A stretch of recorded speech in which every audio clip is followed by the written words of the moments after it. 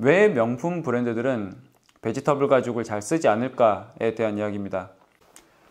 안녕하세요, 섭입니다. 가죽공예 하다 보면 이런 궁금증 한 번쯤은 들었을 수도 있을 것 같아요. 혹은 가죽공예를 하지 않으시더라도 가죽에 관심 있으신 분도 마찬가지겠죠. 왜 명품 브랜드들은 베지터블 가죽을 잘 쓰지 않을까에 대한 이야기입니다.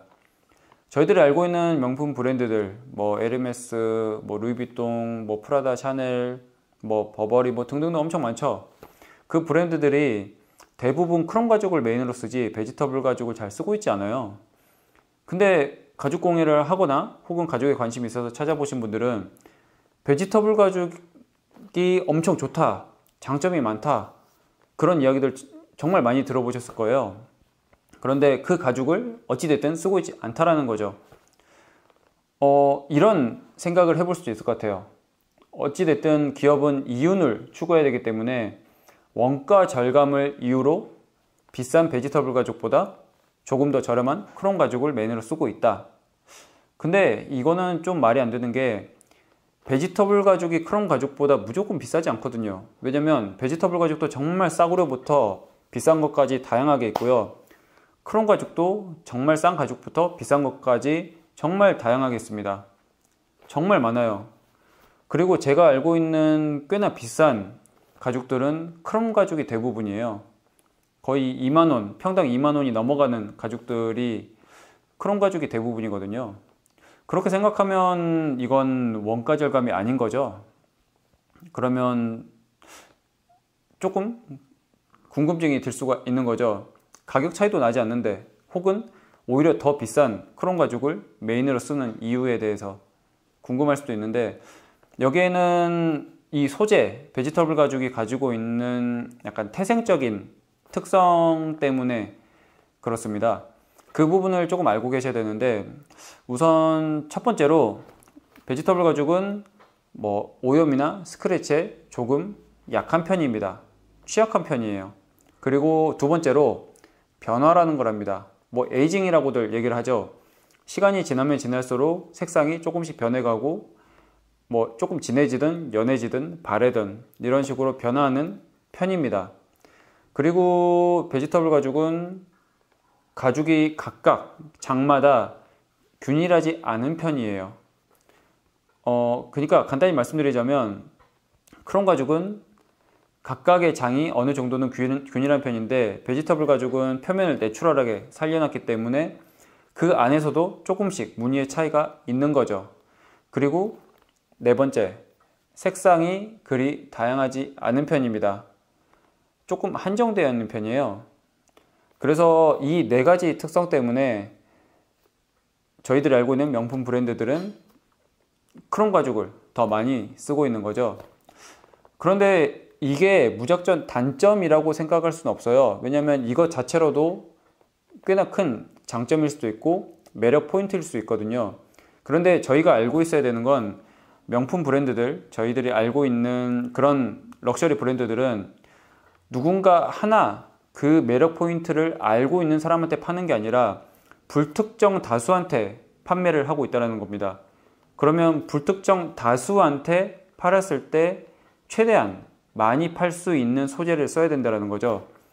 그래서 아까 첫 번째로 말씀드렸던 이 특성, 스크래치나 오염에 취약하다, 이것은 어찌되었든 대부분이 좋아하지 않는 특성이에요.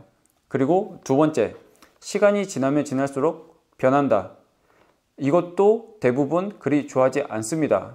왜냐면 어찌됐든 사람은 변화하지 않는 걸 좋아해요. 좀 영원한 걸 좋아하고, 그래서 여자나 남자나 자기 관리를 하고 화장을 하고 여러 가지 시술을 받는 이유가 그 젊었을 때 모습을 최대한 영원히 간직하고 싶어서잖아요.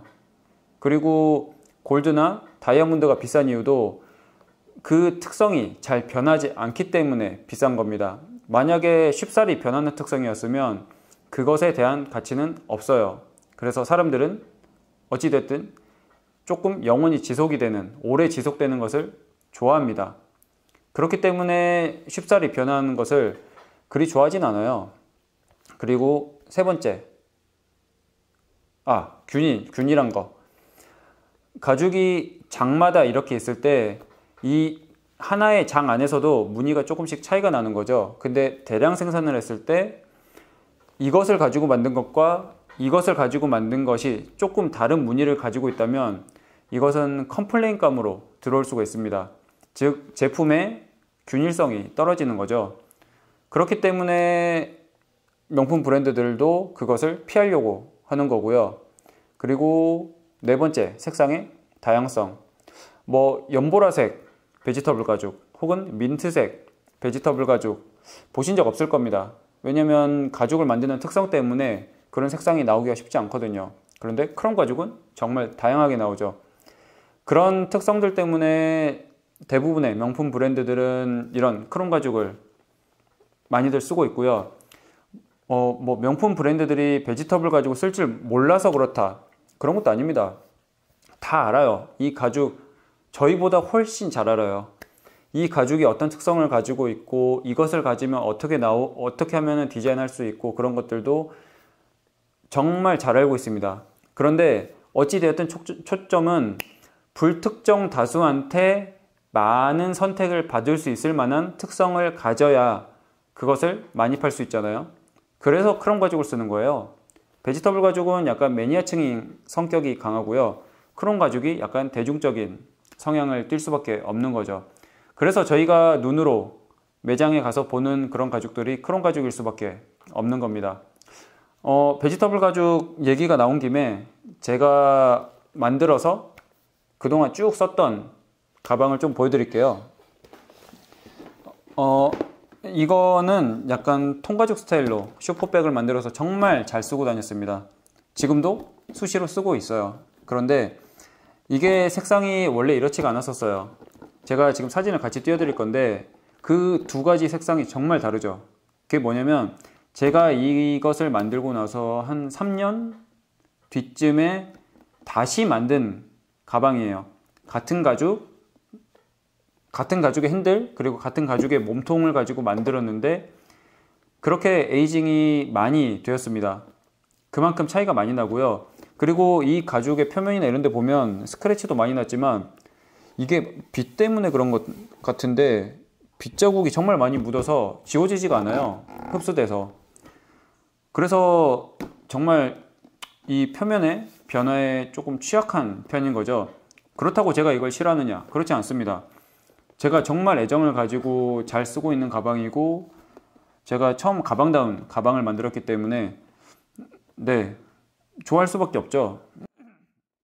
좋아할 수밖에 없는데 어찌되었든 그것은 저의 취향인 거고 대다수의 사람들은 이것을 좋아하지 않을 거라는 거죠. 특히 내가 이 가방을 몇십만 원을 주고 산다면 말이죠. 혹은 뭐 200만 원, 300만 원을 주고 사면 그것을 원하는 사람이 얼마나 있을까 싶긴 합니다. 어찌되었든 이것은 베지터블 가죽의 특성이 고스란히 반영되어 있는 결과입니다. 그리고 이 가방도 보여드릴게요. 이거 만들고 제가 이거 만들어서 회사 다닐 때 정말 잘 들고 다녔습니다. 지금은 이제 들 일이 그렇게 많진 않은데 에르메스의 켈리 브리프 케이스를 약간 커버해서 만들었고요. 뒤에 스트랩까지 해서 정말 잘 들고 다녔어요. 그런데 여기서 문제점이 뭐냐면 자, 이 앞을 보시죠.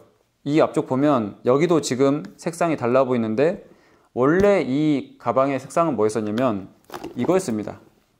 여기 보이시죠? 지금 이렇게 라인 그어진 거 맨날 이렇게 닦고 다니니까 이쪽만 색상이 변한 거예요. 이 안쪽이 원래 있었던 색상입니다. 이 정도로 심하게 변했어요. 이걸 제가 그렇게 오래 들지도 않았어요. 물론 정말 신경 쓰지 않고 태닝이나 이런 것들 고려하지 않고 막 들고 다녔는데 한 2년? 그 정도 들었을라나? 뭐 그랬을 겁니다. 그런데 이렇게 바뀌었습니다.